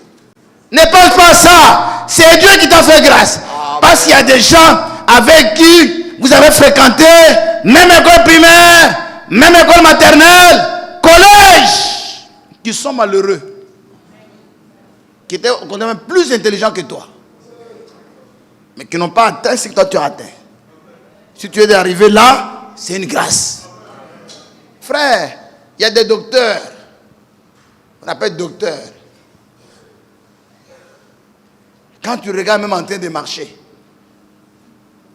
c'est-à-dire, il a fini avec primaire, collège, lycée, licence, maîtrise. Il a fait des années et puis il a défendu.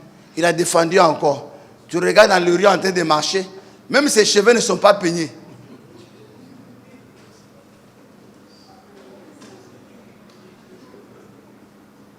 On dit c'est un docteur en économie. Quelle économie?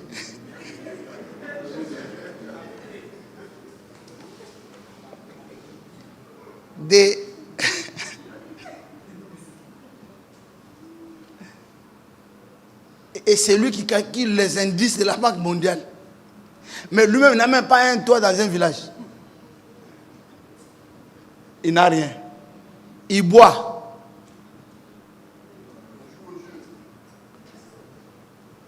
Il joue l'auto.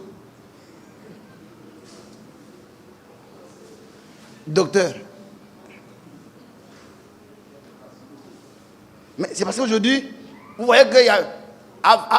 Avant, les universitaires d'avant, c'est-à-dire, ils devenaient comme un fou, stylo.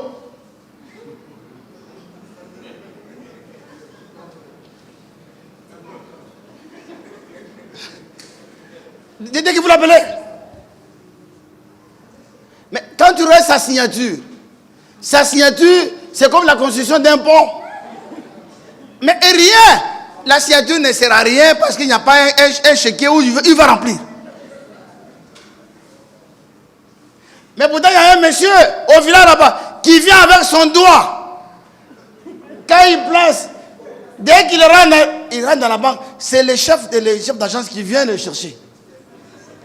Alors que lui met son doigt. Alors que toi, tu as une signature comme le pont. Bien dessiné. Oh frère, si vous voulez avoir des signatures, allez-y à la fonction publique. Mais je me demande, est-ce qu'il y a une école qui forge des signatures? Il y a une école? Ah non, là-bas il y a des signatures.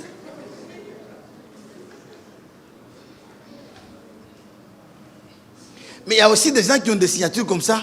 Rien. Tu lui dis même, il faut écrire ici. Écrire non. De toute façon, il va t'écrire. Les L là. Tu vas penser que c'est... Et regarde comment j'ai le stylo. Alors que ce stylo n'est rien. Oh, il y a quelqu'un qui ne sait même pas remplir. Qui sait ce qui c'est ça? Et puis il écrit 10 millions. Ça sort. Donc les dons parfaits, bon, ne viennent que de Yahweh. Donc si tu as quelque chose dans la vie, il faut être reconnaissant. Mais la vie dit, moi, il n'est pas normal que je puisse vivre dans une maison comme ça, alors que l'âge de Yahweh est dehors. Oui, continue, frère.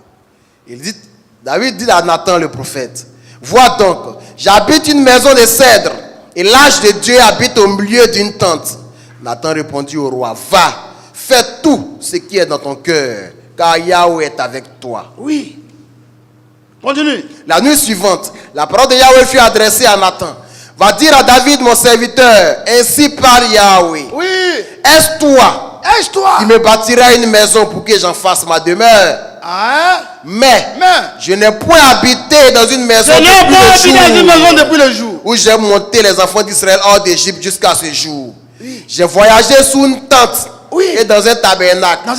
Partout où j'ai marché avec tous les enfants d'Israël, ai-je dit un mot à l'un des chefs d'Israël à qui j'avais ordonné de paître mon peuple d'Israël? Ai-je dit, pourquoi ne me baptisez-vous pas une maison de cèdre?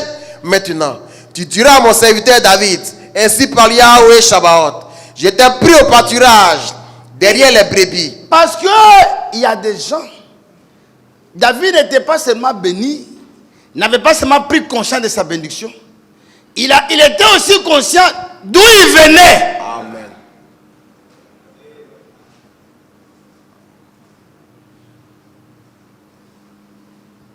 Parce qu'il y a des gens qui ne sont pas conscients d'où ils viennent. D'où il venait, et il était aussi conscient que la bénédiction qu'il avait, c'est Dieu qui était l'auteur de la bénédiction. C'est pourquoi il était redevable à Dieu. Écoutez ce que Dieu lui dit là. Ainsi parle Yahweh Shabbat. Je t'ai pris au pâturage derrière les brebis pour que tu sois chef sur mon peuple, sur Israël. Oui. J'ai été avec toi partout où tu as marché. J'ai exterminé tous tes ennemis devant toi. Et j'ai rendu ton nom grand comme le nom des grands qui sont sur la terre. J'ai donné une demeure à mon peuple, à Israël. Dieu peut te donner un nom. Amen. Un nom. Mais pour avoir un nom, il faut des sacrifices. Un nom. Les gens souffrent. Ils souffrent pour servir Dieu. Ils souffrent. Surtout quand il s'agit d'argent. Ils souffrent. Tu vois qu'ils transpirent. Ils souffrent. Dieu rend grand. Grand. Continue, frère. J'ai donné une demeure à mon peuple. J'ai donné une demeure à mon peuple. À Israël. Et je l'ai planté pour qu'il soit fixé et ne soit plus agité. Pour que les méchants ne l'oppriment plus comme auparavant. Et comme à l'époque où j'avais établi des juges sur mon peuple d'Israël.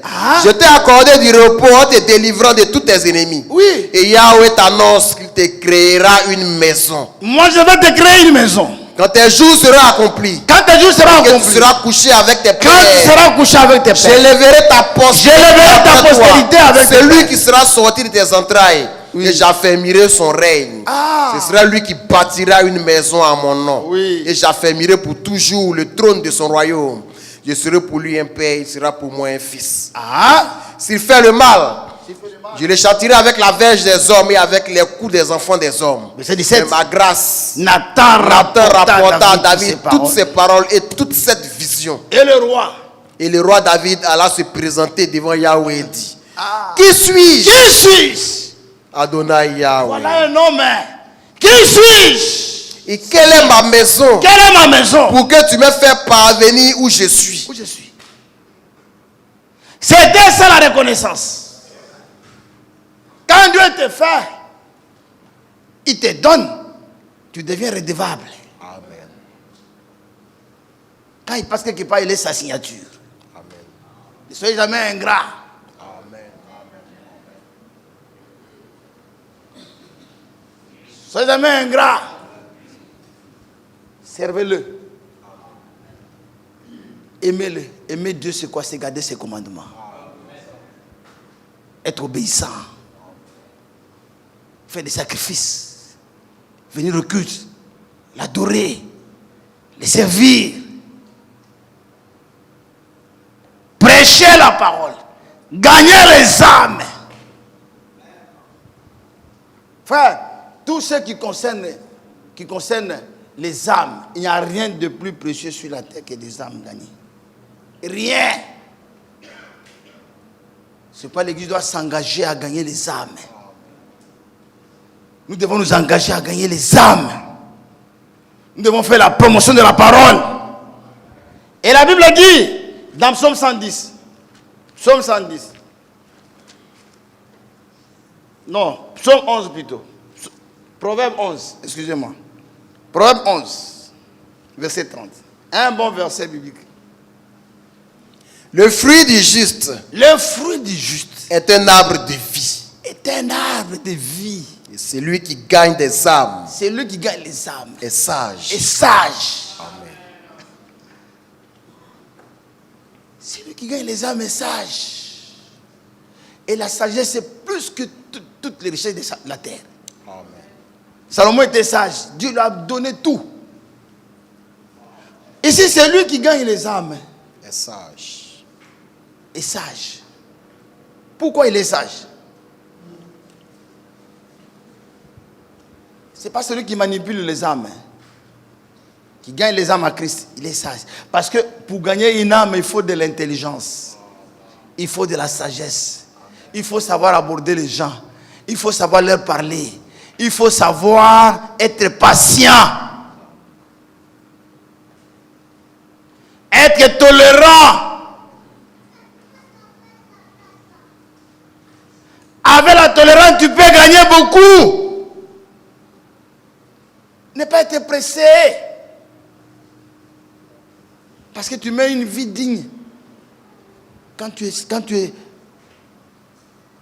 tu veux gagner les âmes. Il y a des choses que tu vas éviter. Il faut la sagesse. Même pour amener une femme à l'église, il faut la sagesse. Pour amener un homme à l'église, il faut la sagesse. Il faut la patience.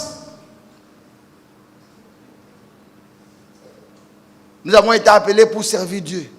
Je veux qu'en sortant d'ici, vous comprenez tous. Nous comprenons tous. Nous avons été sauvés. Pourquoi? En étant sauvés, nous avons une dette. Une dette de reconnaissance. Que nous ne finirons jamais de payer. Frère, même un parent, c'est quoi tu peux donner à ton père pour payer la dette? Ça n'a pas de prix.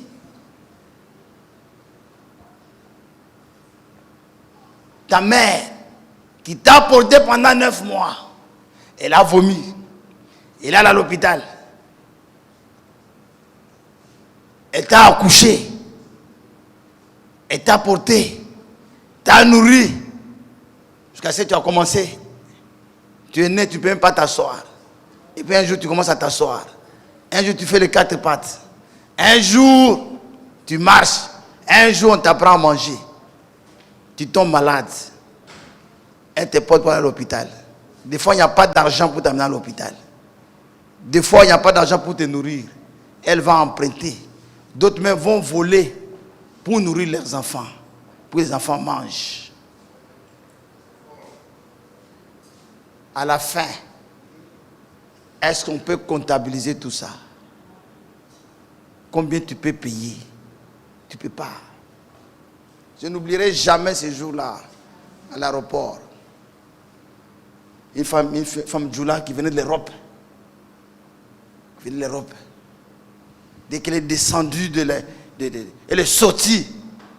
Sa mère était arrêtée comme ça. Avec sa soeur. Dès qu'elle est sortie, en habit de benguiste, sur place, elle s'est mise à genoux. Elle a crié Adja!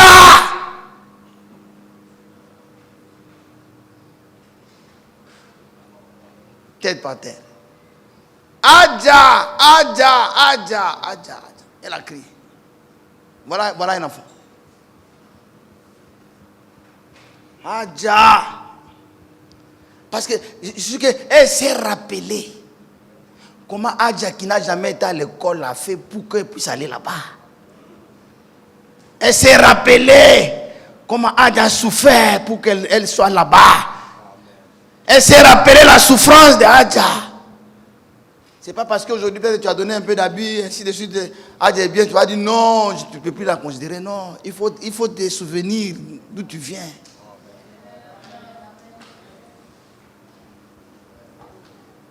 C'est pourquoi de telles personnes sont bénies.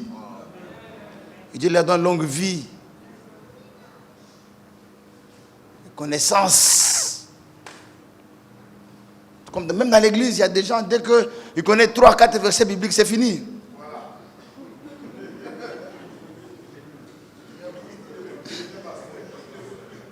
Trois, 4 versets bibliques, c'est fini.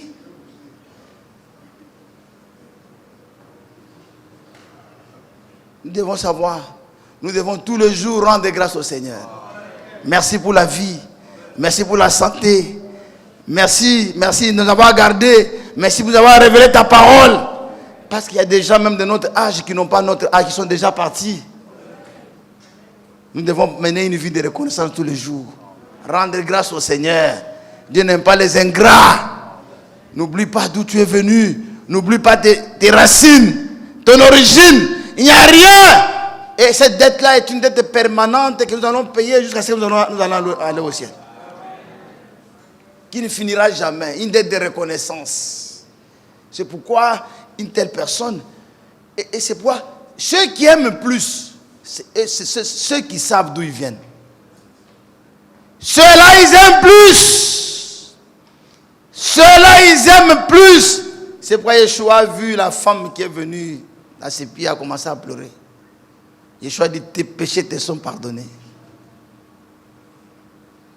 Il y a d'autres, Dieu les a sauvés pour venir déranger seulement le ciel tous les jours. Donne-moi, donne-moi, donne-moi, donne-moi, donne-moi, donne-moi, donne-moi, Seigneur. Garde-moi contre les sorciers. Garde-moi contre la tante qui veut me tuer. Protège-moi. Ça dit, lui, il a été sauvé pour que Dieu soit son gardien.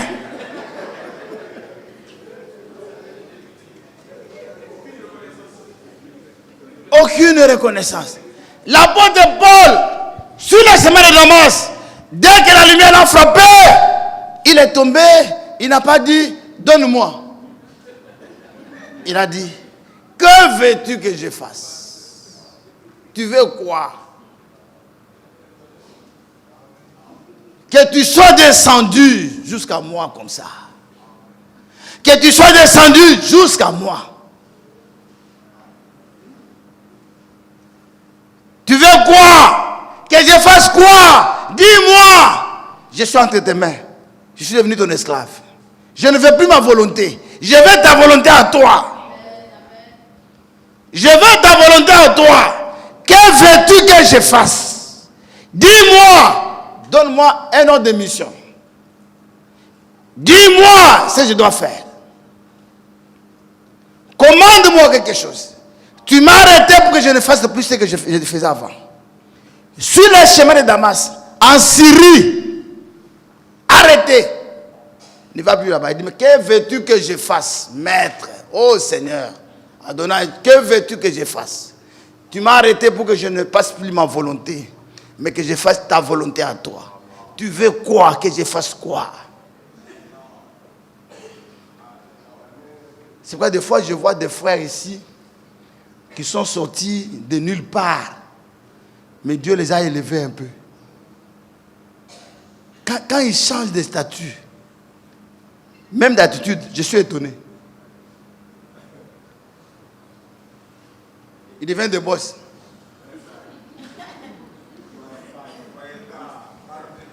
Soyez simples. Soyez simples. N'oubliez jamais. J'ai vu le frère Donald. Il est très bien habillé. Son ami est venu. Le frère Prince. Prince. Il est en Italie. Il m'a fait venir chez lui. À la maison chez lui en Italie. Il m'a payé hôtel. J'ai dormi là-bas. Il m'a fait visiter Venise. Lui. Et le jour que je venais, mon passeport est perdu. Je cherche le passeport, je ne vois pas dire, oh Seigneur, j'ai fait comment? Oh, le passeport est tombé entre les lits. Entre les lits et le matelas. On cherche. Le diable, il sait déranger. Le frère lui-même déranger. C'est lui. Il est toujours simple. Parce que lui, il sait d'où il vient. C'est pourquoi quand il vient, il avait son ami. Parce que les deux dormaient ensemble. Ce n'est pas dans une parcelle, au bord de la route. Il ne faut pas oublier. Ce sont des gens, avec des gens comme les Locénis, qui devaient être très reconnaissants. Mais, quand les feux sont bénis, ils changent. Même leur manière de regarder. N'oubliez jamais d'où vous venez. Parce que frère, en étant le même, en étant la même chose, les gens, ça peut les enseigner. Le pasteur qui est venu là, le pasteur avec qui on va débattre ce soir, il y a un qui dit, il dit à la soeur, mais votre pasteur là, il est humble, hein? Simple comme ça. Frère, c'était d'autres. Dès qu'il monte là, avec toutes sortes de clés, c'est-à-dire qu'il a toutes les clés d'ici, même toutes les portes là.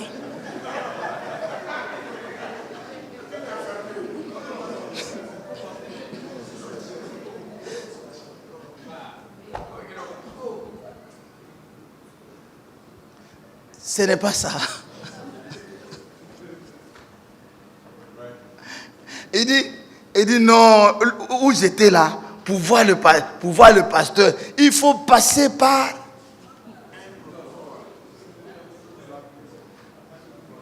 Pour arriver vers lui.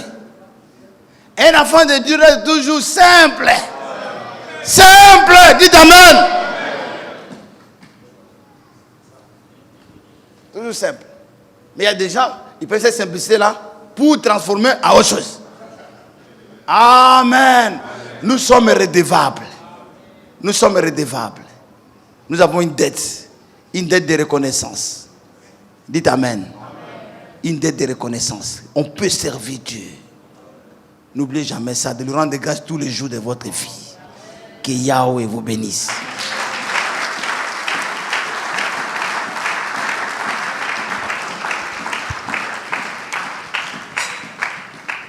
Est-ce ce matin, il y a quelqu'un qui va être baptisé? Qui n'a jamais été baptisé, qui veut prendre son baptême?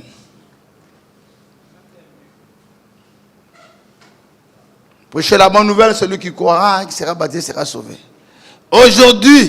Aujourd'hui, à 20h, nous allons faire échange.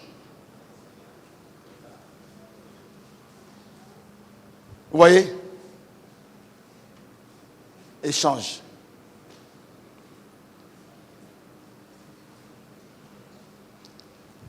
Argument contre. Est-ce qu'on doit prendre le baptême au nom du Père, du Fils et du Saint-Esprit? Ou bien c'est au nom de Shua-Masha, ou bien Jésus-Christ? Est-ce qu'on doit prendre le baptême? Donc, 2 défenseurs à 20h.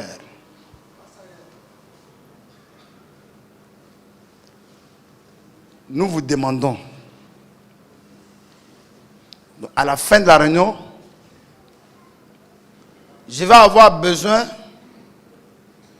de jeunes gens qui sont sur, des jeunes gens, des jeunes filles, des hommes qui sont sur les réseaux sociaux. Ils vont monter là. On va faire une réunion d'ensemble. Ceux qui veulent qu'on serve Dieu avec les réseaux sociaux là, nous allons nous entretenir. Des jeunes gens, des filles, des hommes qui veulent vraiment servir Dieu. On aura une réunion en haut. Deuxièmement, j'ai besoin de faire une chaîne de prière.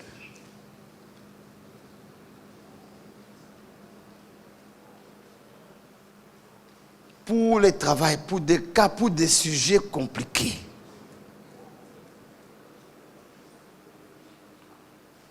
Et pour ça, j'ai besoin de personnes qui ont la disponibilité d'abord, qui ont une bonne vie.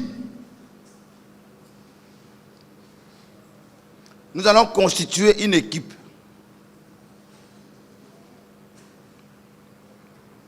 Et nous allons déterminer, nous allons faire un programme d'ensemble dans cette équipe-là. Pour les prières.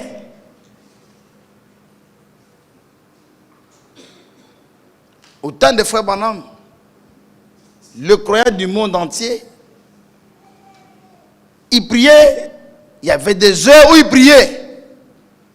Si vous regardez dans la Bible, beaucoup de miracles arrivaient aux heures de prière. Parce qu'avec Dieu, quand vous dites nous voulons faire ça, Dieu vient aussi au rendez-vous.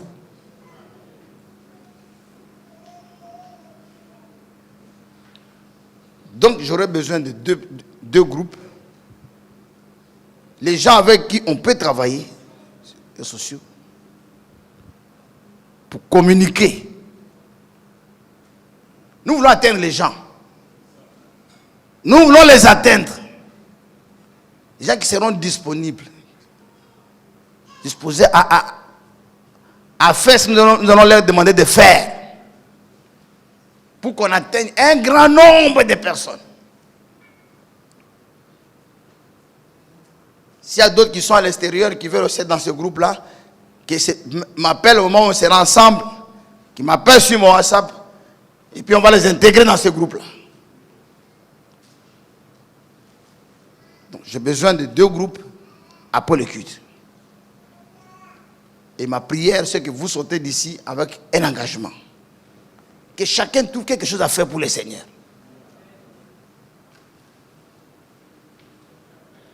Le reste des choses, nous abordons une étape si difficile. Nous nous confions au Seigneur avec les prières.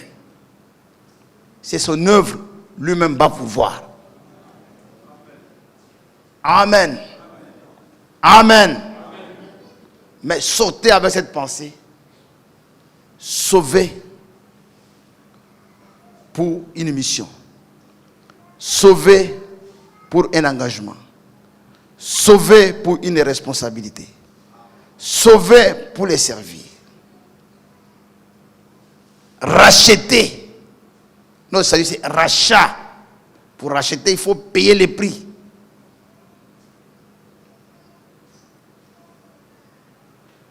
Il faut que nous soyons tous au service de notre Dieu. Que la grâce de Dieu repose chacun de vous. Lèvons-nous.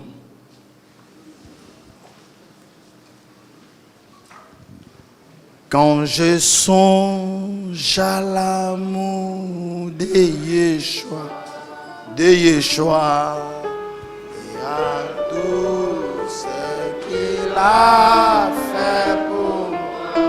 fait pour moi, alors je vais chanter Alléluia.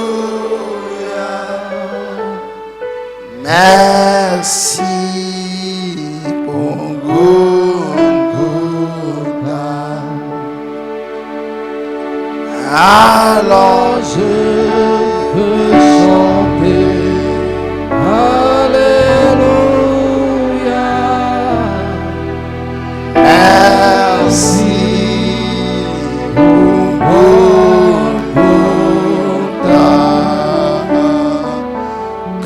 Je songe à l'amour de Yeshua, et à tout ce qu'il a fait pour moi, fait pour moi. Alors je veux chanter Alléluia. Merci pour Golgotha. Alors je veux chanter Alléluia.